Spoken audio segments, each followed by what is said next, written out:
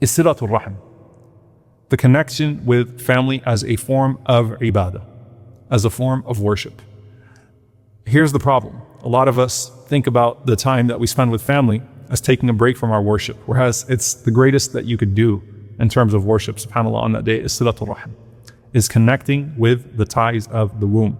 And silatul rahim does not just refer to your immediate family, though that is who is immediately implied, okay, and included. So your parents, if they're alive, if they're not alive, maybe you give sadaqah on their behalf, you call their friends, you call their relatives. That's one of the ibadat that the Prophet ﷺ taught us, to maintain the ties with the loved ones of our deceased loved ones, right? So you call, who would your parents typically have called if they were alive, if they were still with you this Eid? You call them instead and say, I know that my mother or my father used to keep up with you on the day of Eid.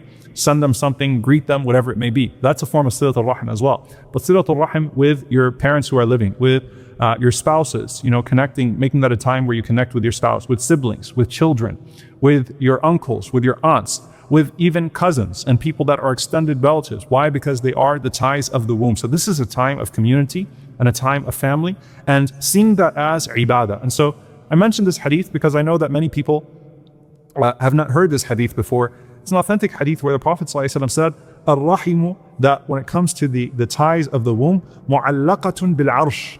The ties of the womb are tied to the throne of the Most Merciful. The ties of the womb are tied to the throne of the Most Merciful. And the arsh speaks, the throne speaks. تقول من وصلني وصله الله ومن قطعني قطعه الله. So the ties to the throne, just like the ties of the womb, they say whoever connects me, then Allah subhanahu wa ta'ala will connect with that person. And whoever cuts me off, Allah subhanahu wa ta'ala will cut me off. Okay? This is very, very severe, but it has a great reward in it as well.